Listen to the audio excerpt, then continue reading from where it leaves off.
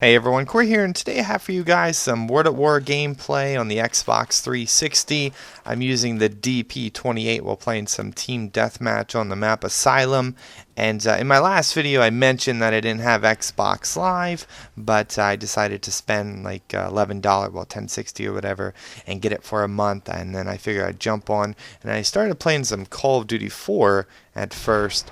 However, with Call of Duty 4 as well as World at War, there's not a lot of people playing, so you end up in the same lobbies over and over again. And especially in World at War, it sucks because most of them have hackers. So this is the only match I was actually able to get a gameplay, and that's because the only hacker in here didn't really do anything.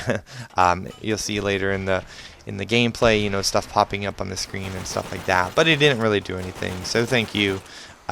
That's the only downside to playing the old Call of Duties is all the people hacking, and it's just annoying. And hopefully, Call of Duty will release HD versions of their games, and remastered and stuff like that, and at least add in so that they can't hack. And I feel if it was on the Xbox One, the security would be a lot better than it was on the 360. Also, hopefully they can add in some other great features that the newer Call of Duties have, like host migration and stuff like that, if they did have a remastered version. And if not, I mean, no big deal. I mean, I would just love to play World at War without hacking. And as you can see here, the killer has like a nuke timer, but it wasn't a nuke or anything like that. So I was like, oh great, well this gameplay's over. But nothing really happened. It pretty much just killed himself, and no big deal. But a lot of the hackers on here have like infinite health and stuff like that, and you just can't kill them. And it's quite annoying, and so I didn't really play it that long.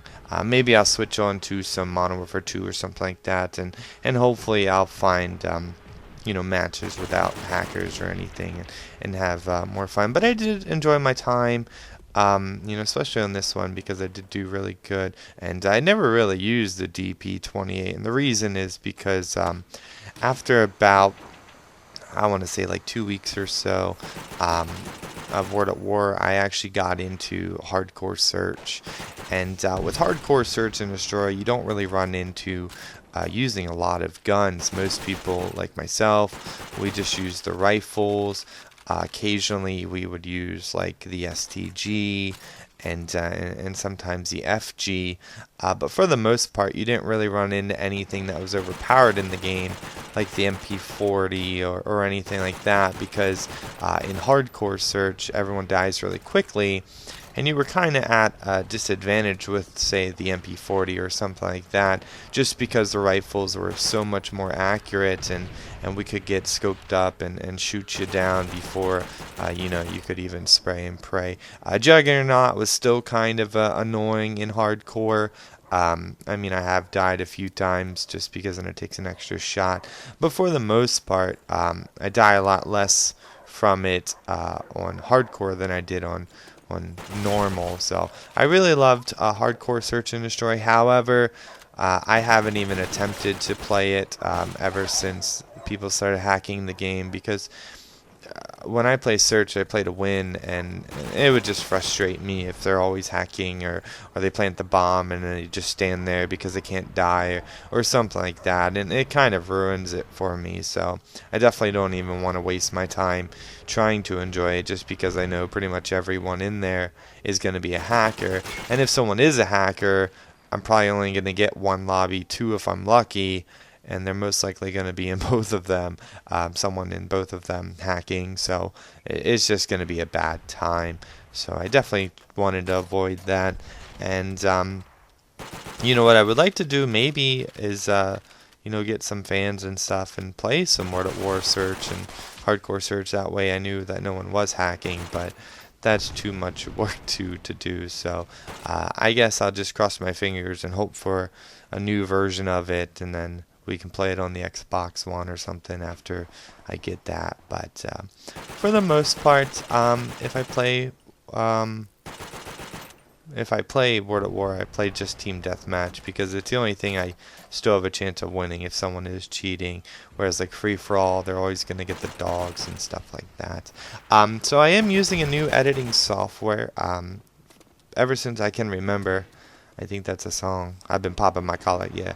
But ever since I could remember, I've been using Sony Vegas.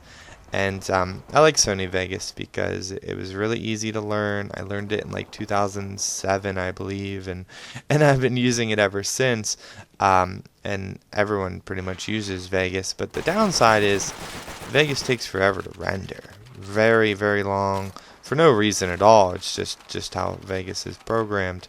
Sony Vegas, if you don't know what Vegas is, but Sony Vegas, and because of that, I was trying to find something that rendered faster. So I actually, I'm using the free trial of Premiere right now, Adobe Premiere, which is, I believe, $20. I want to say it's $20 a month just for Premiere.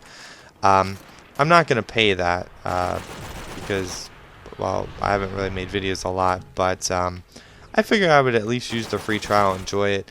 To give you guys an idea, Vegas takes about a minute and a half to even 2 minutes, if not longer, to render like a 1 minute video, whereas Premiere will render a 1 minute video, 720p, 10 megabits per second in a minute. And I also believe it can render the 1080 in a minute for a minute as well. So you figure this video is about 8 minutes or so. Once I'm done, it's going to only take me 8 to 9 minutes to render, whereas Sony Vegas would probably take me anywhere between 20 to half an hour, which is just annoying, especially if I were to render a long video. I mean, my long, like hour-long videos or whatever, half an hour-long videos, I mean, they take well over 2 hours to render and stuff like that, so it would drastically cut the render time and wasted time.